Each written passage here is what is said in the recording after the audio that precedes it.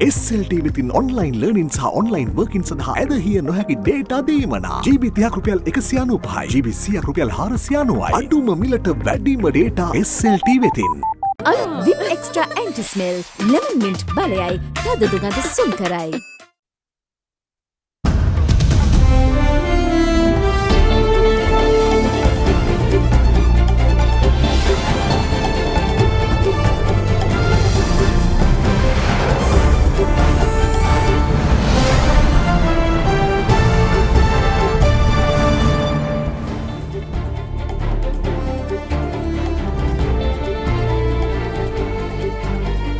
අයිබෝන් ඔබෙක් වන්නේ ආද දිරන මධ්‍යහන ප්‍රධාන පුවත් විකාශයේ සමගින් ප්‍රථමයෙන් අප අවධානය යොමු කරන්නේ පුවත් ශීර්ෂ පාඨ වෙතයි. කන්දකාඩු පුනරුත්ථාපන මධ්‍යස්ථානයෙන් තවත් කොවිඩ් ආසාදිතයින් 196ක්. තවත් ආසාදිතයන් හමුවීමේ ප්‍රවණතාවක් ඇති බව සෞඛ්‍ය අමාත්‍යාංශය කියයි. රාඩා නඩුවෙන් ටිරාන් අලස් නිදහස්. නාකොටික් නිලධාරීන් මත්ද්‍රව්‍ය විකුණාගත් වාහන 7ක් පොලිස් භාරයට. පාතාලයේ ප්‍රබලයෙක් හෙරොයින් සමග අත්අඩංගුවට. වැල්ලවායේදී ලොරියක් සහ ත්‍රිරෝද රථයක් මුහුණට මුහුණ ගැටේ. කාන්තාවක් ඇතුළු තිදෙනෙකු මරුට. ඇල්කොහොල් අඩංගු හෑන්ඩ් සැනිටයිසර් භාවිත කරන්න. ලෙඩ රෝග ඇති කරන විෂ බීජවලට එරෙහිව සටන් කරන්න. හඳුන්වා දීමේ මිල රුපියල් 350යි.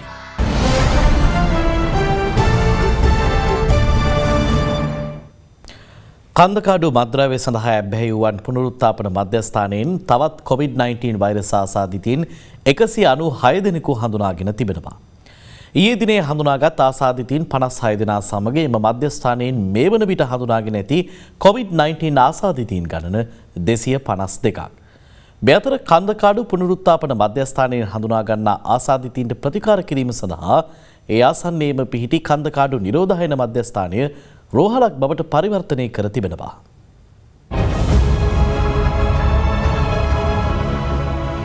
කන්දකාඩු පිහිටි මද්‍රව්‍ය වලට ඇබ්බැහි වූවන් පුනරුත්ථාපනය කිරීමේ මධ්‍යස්ථානයේ සිට වැලිකඩ බන්ධනාගාරය වෙත මාරු කළ රැඳවියෙකුට COVID-19 ආසාදිත බවට හඳුනා ගනු ලැබුවේ පසුගිය 7 වැනිදායි. එම ආසාදිතයා හඳුනා ගැනීමත් සමග කන්දකාඩු මද්‍රව්‍ය වලට ඇබ්බැහි වූවන් පුනරුත්ථාපනය කිරීමේ මධ්‍යස්ථානයේ රැඳවියන් එහි කාර්ය මණ්ඩල සමාජිකින් ඇතුළු 450 දෙනෙකු සහ ඔවුන්ගේ ආශ්‍රිතයින් PCR පරීක්ෂාවට ලක් කෙරුණා. ඒ අනුව ඊයේ දිනේම මධ්‍යස්ථානයේ රැඳවුවන් 56 දෙනෙකුට වෛරසය ආසාදිත වී ඇති බවට හඳුනා ගැනුණු අතර නිවාඩු ගොස් සිටි නාත්තණ්ඩිය ප්‍රදේශයේ පදිංචි එහි උපදේශිකාවකටද COVID-19 ආසාදනය වී ඇති බවට තහවුරු වුණා. මධ්‍යස්ථානය තුළ සිදු කළ PCR පරීක්ෂණ 338ක ප්‍රතිඵල අද දිනේ ලැබී ඇති අතර තවත් 196 දෙනෙකුට වෛරස ආසාදනය වී ඇති බවට තහවුරු වී ඇත්තේ එම වාර්තාවලට අනුවයි. ඒ අනුව කන්දකාඩු මද්‍රව්‍ය වලට ඇබ්බැහි වූවන් පුනරුත්ථාපනය කිරීමේ මධ්‍යස්ථානයෙන් මේ දක්වා හඳුනාගෙන ඇති මුළු ආසාදිතයින් සංඛ්‍යාව 252ක්. සෞඛ්‍ය සේවා අධ්‍යක්ෂ ජනරාල් විශේෂඥ වෛද්‍ය අනිල් ජාසිංහ මහතා සඳහන් කළේ එහි තවදුරටත් ආසාදිතයින් වාර්තා වීමේ ප්‍රවණතාවක් පෙන්වුම් කරන බවයි. කන්දකාඩු මධ්‍යස්ථානයේ තවමත් PCR පරීක්ෂණාගාරයේ කටයුතු කෙරෙමින් පවතිනවා. නමුත් දැන් මේ යන විදියට පැහැදිලිවම තව පිරිසක් මේ COVID-19 ලෙස හඳුනා ගැනීමට නියමිතයි. මේ සිද්ධිය ගත්තොත් එහෙම අත වශයෙන්ම අපිට බොහොම පැහැදිලි කන්දකාඩු මත්ද්‍රව්‍ය නිවාරණ මධ්‍යස්ථානයේ තුල එක්තරා විදියකට වසංගත තත්ත්වයක් තමයි මේ තියෙන්නේ. එහි ප්‍රමාණය අපිට මේ ඉතිරි ප්‍රතිඵල සමග අපිට කියන්න පුළුවන් වෙනවා. කොහොම වුණත් අද දිනේ සේනපුර 144ක පමණ ප්‍රමාණයක මේ PCR පරීක්ෂණ සඳහා සොබ් ගැනීම සිද්ධ කරනවා අද උදෑසන. ඒ වගේම කන්දකාඩු මෙම පුනරුත්ථාපන මධ්‍යස්ථානයේ යම්කිසි සේවක මණ්ඩලයේ තව කොටසක් සිටිනවා. ඒ අයගේ ගැනීම ඒ වගේම නිවාඩුවට ගිය ඒ නිලධාරීන් 90ක් පමණ කටුකැලියාවට කැඳවගෙන තිබෙනවා.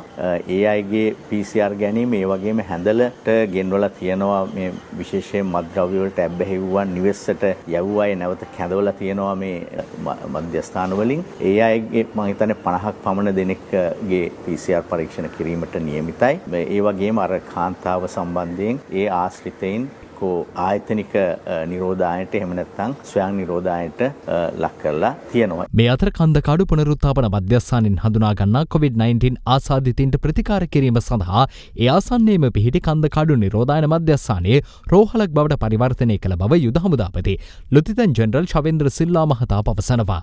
අතිගරු ජනාධිපතිතුමා සහ ගරු අග්‍රාමාත්‍යතුමා විසින් උපදෙස් ලබා දුන්නා වින්දා පුරුදු පරිදි රෝහල් වලට මොවුන් ප්‍රවාහනය කරන්නේ නැතුව ඒ ආසන්නයේ අපේ තිබුණා පුනරුත්ථාපන මධ්‍යස්ථානට ආසන්නයේ තිබුණා නිරෝධායන මධ්‍යස්ථානයක්. ඒ නිරෝධායන මධ්‍යස්ථානයේ ඊයේ දිනේදීම ශ්‍රී ලංකා යුද හමුදා විසින් සෞඛ්‍ය බලධාරීන්ගේ උපදෙස් අනුව අපි රෝහලක් ප්‍රතිකාර රෝහලක් බවට පත් කරනු ලැබුවා. එතකොට කන්දකාඩු මේ ප්‍රතිකාර සහ පුනරුත්ථාපන මධ්‍යස්ථානයෙන් සොයාගනු ලබන කොවිඩ් ආසාදිතයන් අපි මෙම රෝහලේ ප්‍රතිකාර කිරීමට තමයි කටයුතු සම්පාදනය කරලා තිබෙන්නේ. මේ අතර මෙරටින් වාර්තා වන සමස්ත COVID-19 ආසාදිතින් සංඛ්‍යාව මේ වන විට 2350 දක්වා ඉහළ ගොස් තිබෙනවා. ඉන් 1979 දෙනෙකු පූර්ණ සුවය ලබා රෝහල් වලින් පිටව ගොස් ඇති අතර තවත් ආසාදිතින් 360 දෙනෙකු රෝහල්ගතව ප්‍රතිකාර ලබනවා. මේ අතර එක්සත් අරාබි එමිරේට් රාජ්‍යයේ රැඳී සිටි ශ්‍රී ලාංකිකයන් 278 දෙනෙකු අදාළයම ශ්‍රී ලංකන් ගුවන් සේවයට අයත් UL 226 විශේෂ ගුවන් යානයෙන් දිවයිනට පැමිණියා.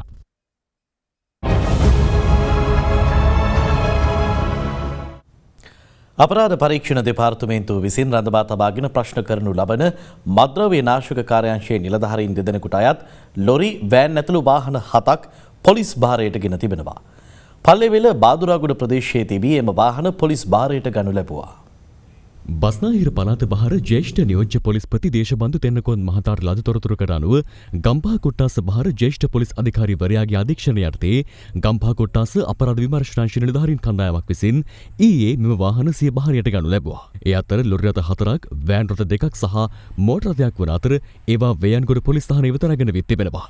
පොලිසිය පැවසුවේ ඉන් ලොරි රථ 3ක්, වෑන් රථ 2ක් සහ මෝටර් රථය මද්‍රව්‍ය ජාවාරම සම්බන්ධයෙන් අත්අඩංගුවේ සිටින උප පොලිස් පරීක්ෂකවරයෙකුටද අනෙක් ලොරි රථය අත්අඩංගුවේ සිටින පොලිස් සැරයන්වරයෙකුටද අයත් වූවක් බවයි. මෙම සියලු වාහන පල්ලේවෙල බාඳුරාගොඩ පිහිටි කර්මාන්ත ශාලාවකට කුලී පදන මත ලබා දී තිබුණා.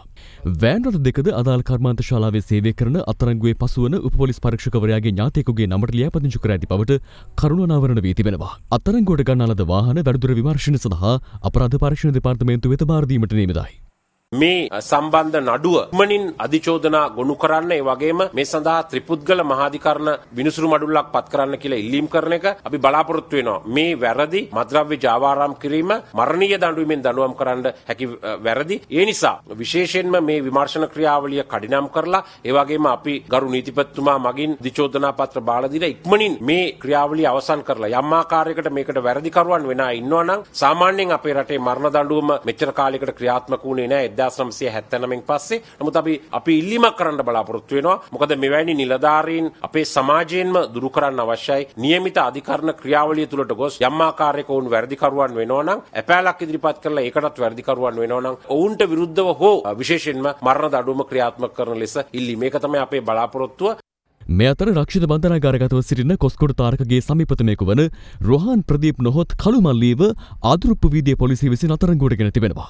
ඒ බස්නාහිර පළාත බහර ජ්‍යෙෂ්ඨ නියෝජ්‍ය පොලිස්පති දේශබන්දු තෙන්නකෝන් මහතාට ලද තොරතුරකට අනුවයි. සැකකරු මුල්ලේරියාව ප්‍රදේශයේදී අත්අඩංගුවට පත්ව තිබෙනවා.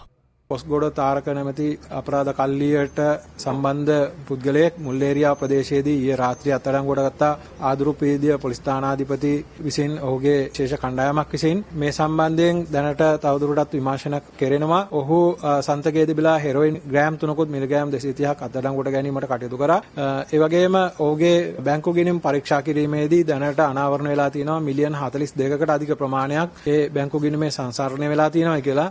ඒ මුදල් ලැබුණේ කොහොමද? ඒ මුදල් යෙදුවේ කොහාටද? ඒ මුදල් යම්කිසි ආකාරයක ත්‍රස්තවාදී කටයුතු සඳහා හෝ එහෙම නැත්නම් මුදල් විශුද්ධකරණය සඳහා පාවිත කර මුදල්ද කියන කාරණය සම්බන්ධයෙන් දැනට විමර්ශන කටයුතු කරනවා. ඒත් එක්කම මේ අපරාධ කල්ලිවල තියෙන සම්බන්ධතාව මොනවද කියන කාරණය සම්බන්ධයෙන් මේ වෙන විට ඔහුගෙන් ප්‍රශ්න කරමින් පවතිනවා.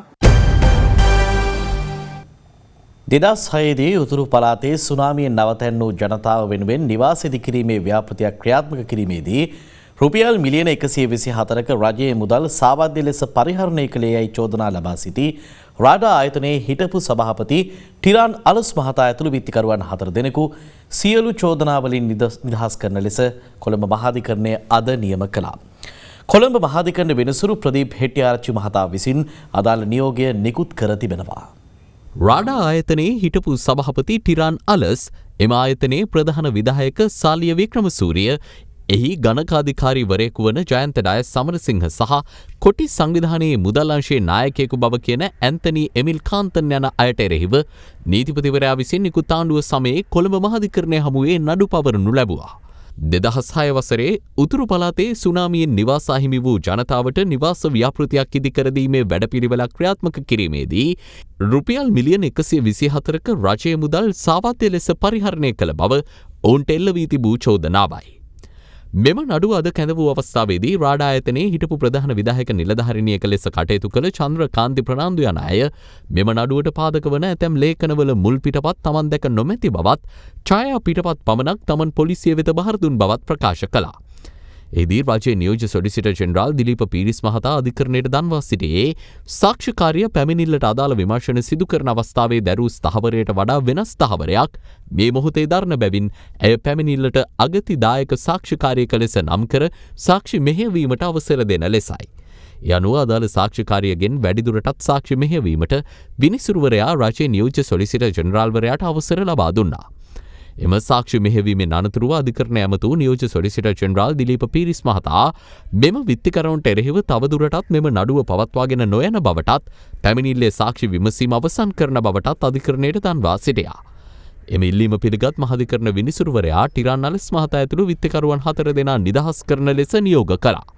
එමෙන්ම ටිරාන් අලස් මහතා ඇතුළු විත්තිකරුවන් වෙත පනවා තිබූ විදෙස් ගමන් තහනම ඉවත් කරන ලෙස ආගමන හා විගමන පාලකවරයාට නියෝග කළ මහාධිකරණ විනිසුරුවරයා අධිකරණ බහරේ රඳවාගෙන සිටින ඔවුන්ගේ විදේශ ගමන් බලපත්‍රය යලි ඔවුන් වෙත මුදාහරින ලෙසද නියෝග කළා.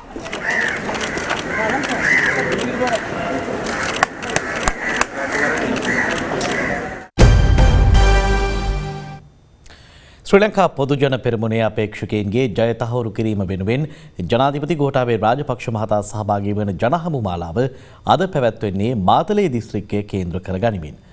ජනාධිපතිවරයා සහභාගී වූ ජනහමුවලදී ජනතාව සිය ගැටලු ඉදිරිපත් කළා.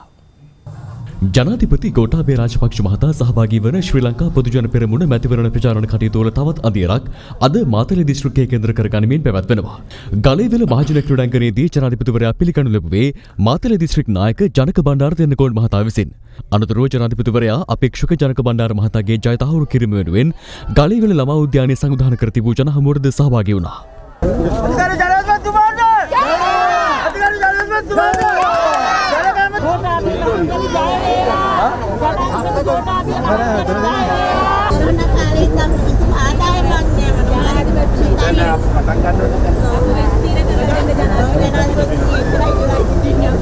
අපි තව මාසෙකමාරක ඉන්න ගලවනවා සර්. අපි ගලවෙන ටයිම් එකට මිලක් අපිට දෙන්න විදිහක් නැතුව දැන් එතකොට ඒ මුදල යන්නේ වෙනන්දට මොකද දැම්මම සර් රජයට වඩක් ගහලා අහිංසක ගොවි අපිට රුපියල් 100කට පිටින් ගේන්නේ නැහැ නෝ. එනවා සර් දැනට නෑ අපි ආණ්ඩුව ආපු දවසේ ඉඳලාම පිටින් ගේන එක නවත්තලා තියෙනවා. එතකොට බීම බිල ඉහළට යනවා. ඒගොල්ලන්ගේ අස්වැන්න ඉන්න කාලේ කොහොමත් අපි ඉඩ දෙන්නේ නැහැ පිට අයට කියනවා. මාසෙකමාරකින් සර් අපි අස්වැන්න වෙනවා. අපි රුපියල් 100ක මිලක් දුන්නා නම් ඇති අපිට. බීලුන් අවුරුද්දේ එක වතාවයි සර් අපි සල්ලි ගන්න ලියුම් වලින් විතරයි. ජනාධිපතිවරයාට බනින්න ඕන නම් වෙලාව. බනින්න ඕන. බනින්න නම් එන්නේ. හා? 30000 කරුණාද කරේ ලයිව් බිල්. චර ගෙවන්න ඕනේ. මේ බිල් ගෙනත් දෙන්න. හා? අපි හරි ගස්සලා දෙන්න.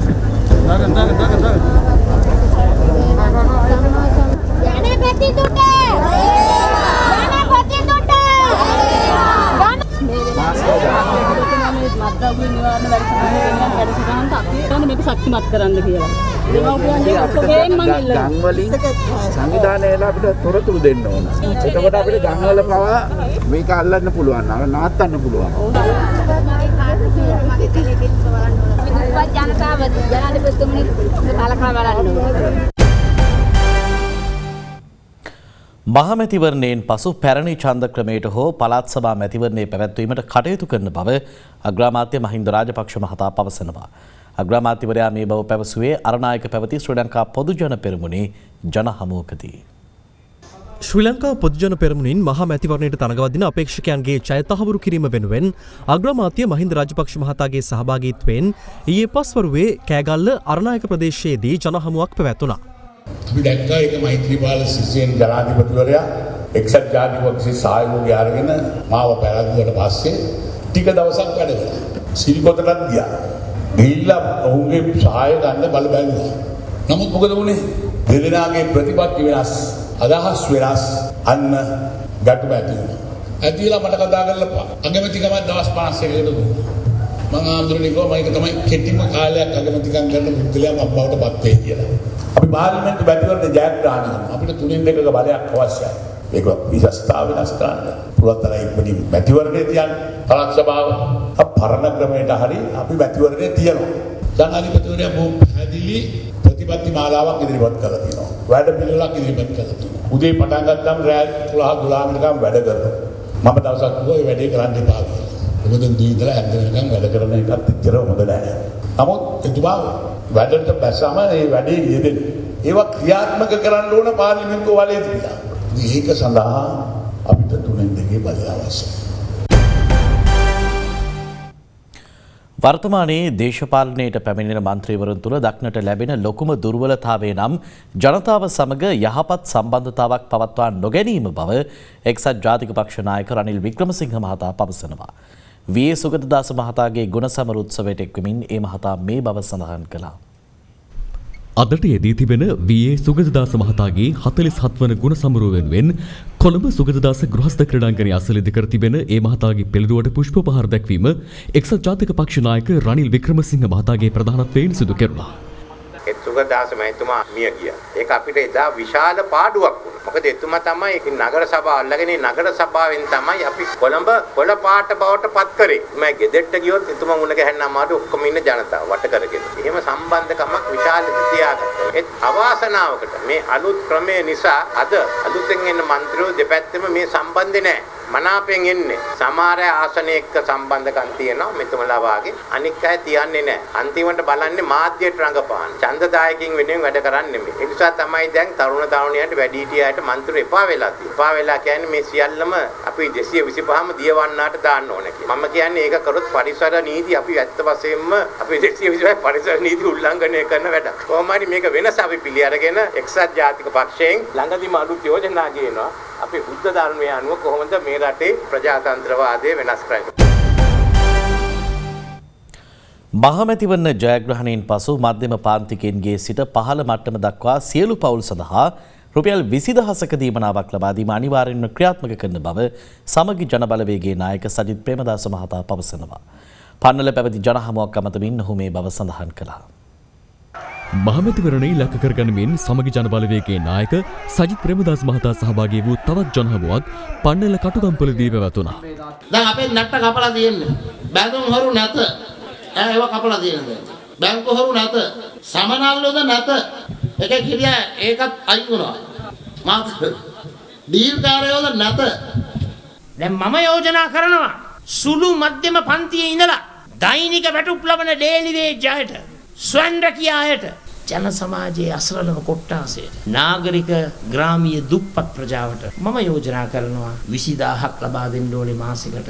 දැන් මගේ යෝජනාවට අර මහ බැංකු හොරා කියනවා නෑ 20000 දෙන්න බැහැලු. අනේ තොත්ත බබා එයාට 20000 දෙන්න බෑ. කෝටි 20000ක් සාක්කුවේ දාගන්න පුළුවන්. මම තමුන්නාසලට කියන්න කැමතියි. මතක තියාගන්න මගේ පියාණන් මේ රටේ යුද්ධ දෙකක් තියෙද්දි නිලැඳුන් දුන්නද නැද්ද? දිවාහාරි දුන්නද නැද්ද? ගෙවල් හැදුවද නැද්ද? ජනසවිය දුන්නද නැද්ද?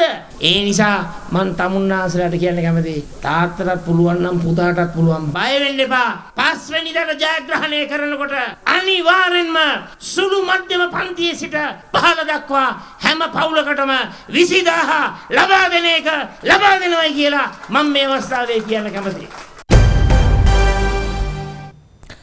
එළමින මහමැතිවරණය වෙනුවෙන් පක්ෂ විපක්ෂ දේශපාලන නියෝජිතීන් පළ කළ අදහස් කිහිපයක් දැන්. මන්දක සජිත් ප්‍රේමදාස මහත්තයම කියනවා දෙන්න යාට ඡන්දේ එයා ගෝඨාභය මහත්තයත් එක්ක එකතු වෙලා ආණ්ඩුව කරගෙන යන්නම් කියලා.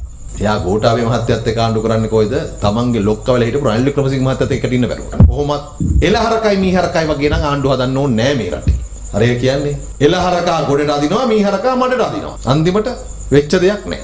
රනිල් වික්‍රමසිංහ මහත්තයාට ඒ තරම් ලොකු മന്ത്രിකංගවටත් නම් හම්බ වෙන්නේ නැහැ. කුරුණෑගල දිස්ත්‍රික්කෙන් නම් එකක්වත් හම්බ වෙන්නේ නැහැ. අපිට මඩ ගහ ගහින්දලා වැඩක් නැහැ. බංකොලොත් දේශපාලනේ අපි කරන්නේ නැහැ. මලගවල් වල ඕම එකක් ගහින්දලා හරියන්නේ නැහැ. ජනප්‍රිය නායකයෝ ඉල්ලන්න එපා ඡන්දේ. දිස්ත්‍රික්කේ මාරු කරා ඊළඟට මේ මහලේකම්වරයා ජාතික ලැයිස්තුවෙන් ජාතික සංවිධායක ජාතික ලැයිස්තුවෙන් මේක භාගයක් ජාතික ලැයිස්තුවෙන්. අපේ මහලේකම් කුරුණෑගලෙන් ඉන්නවා ජාතික සංවිධායක නුවරඑළියෙන් ඉන්නවා අනිත් නායකයෝ හැමතැනින්ම ඉල්ලනවා. ඉතින් අපිට පෞරුෂයක් තිබ්බනේ ඡන්දේ ඉල්ලන්න. එක්සත් ජාතික පක්ෂයට ආණ්ඩුවක් හදන්න අමුතුවෙන් හදිසියක් නැති බව හොඳටම අපි දන්නවා. මොකද හේතුව ඒගොල්ලෝ ආණ්ඩුවත් එක්ක ඇතුළට රිංගලා ඩීල් දාලා දැන් ඒගොල්ලෝ ඉන්නේ ආණ්ඩුව ඇතුලේ කියන එක අපි කවුරුත් දන්නවා. ජනතාවට තියෙන ජීවත් වෙන අමාරුව, ගොවියට තියෙන පොහොර නැති ප්‍රශ්නය, ඊළඟට රාජ්‍ය සේවකයට තියෙන ජීවත් වෙන අමාරුව, තරුණයට රස්සා නැති ප්‍රශ්න. ඒවා සජිත්ට සහ රනිල්ට ප්‍රශ්නයක් නෙවෙයි. දෙන්න නායකකමට පොර කෑවා. අන්තිමට දෙන්නම හැබැයි නායකකම් දෙකක් හදාගත්තා. නමට එක්සත් කියලා පක්ෂයක් හැදුවා. නමුත් එක්සත් භාවයක් නැහැ. අනිත් එක්කෙනා නමට සමගි කියලා එකක් හැදුවා. ඒකේ සමගියක් නැහැ. ඔවුන් තව තවත් දුර්වල වෙනවට, කෑලි කෑලි කැඩිලා යනවට,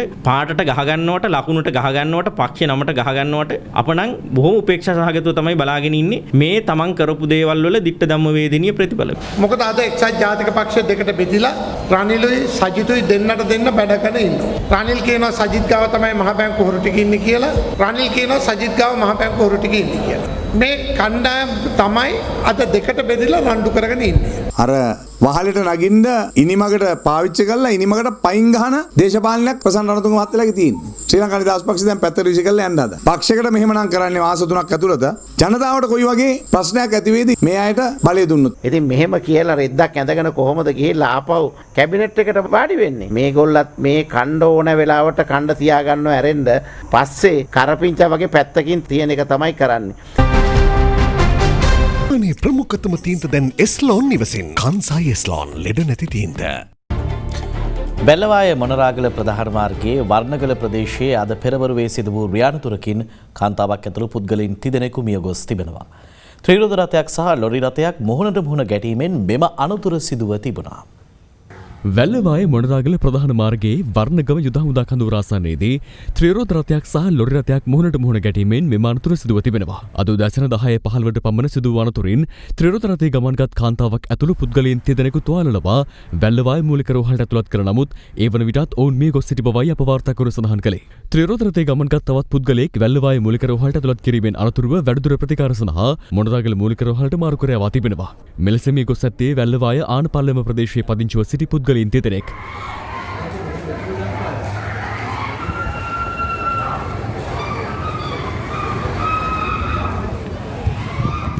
ලොරි රථ රියදුරාගේ අපරීක්ෂාකාරී රියදහවනේ අනතුරට හේතු වී ඇති බව පොලිසිය සඳහන් කළා.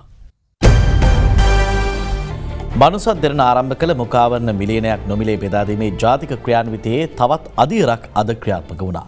ඒ ත්‍රිකුණාමලයේ පොදු වෙළඳ සංකීර්ණයේ ඉදිරිපිටදී COVID-19 අවදානම හමුවේ ජනතාවගේ සුරක්ෂිතතාව වෙනුවෙන් මුඛ ආවරණ මිලියනයක් නොමිලේ බෙදාදීමේ වැඩසටහන මනුසත් දෙරණ ශ්‍රී ලංකා ටෙලිකොම් සහ මොබිටෙල් ආයතන සමග එක්ව පසුගියදා ආරම්භ කළ අතර ඒ තවත් පියවරක් අද ත්‍රිකුණාමල පොදු වෙළඳ සංකීර්ණ ඉදිරිපිටදී සිදු කෙරුණා. වගකීමක් ඇති ආයතනයක් වෙනුවෙන් අපි ශ්‍රී ලංකා ටෙලිකොම් මොබිටෙල් සමාගම සහ SLT සමාගම සහ දෙරණ නාලිකාව සමග මේ මනුෂ්‍යත් දෙරණ වැඩපිළිවෙල අද ත්‍රිකුණාමල දිස්ත්‍රික්කයේ ජනතාවට ලබා දීම ගැන අපි මහත් සතුටු වෙනවා. ශ්‍රී ලංකා ටෙලිකොම් සමාගම සහ මොබිටෙල් ආයතනය සහ මනුෂ්‍යත් දෙරණ ආයතනය මෙම ත්‍රිකුණාමල දිස්ත්‍රික්කයේ අද දින මුඛාවරණ බෙදා නොමිලේ බෙදා දීම වැඩසටහන ඇත්තම කියනවා නම් මෙහි ඉන්න මිනිසුන්ට අද තින තත්ත්වයට මුඛාවරණයක් ගැනීම සඳහාවත් මුඛාවරණත් නැහැ කඩවල මුදලුත් පස්සේ තියෙනවා. මම හිතන්නේ මේක මනුෂ්‍යත් දරණය කරන විශිෂ්ට දෙයක් කියලා මම හිතනවා.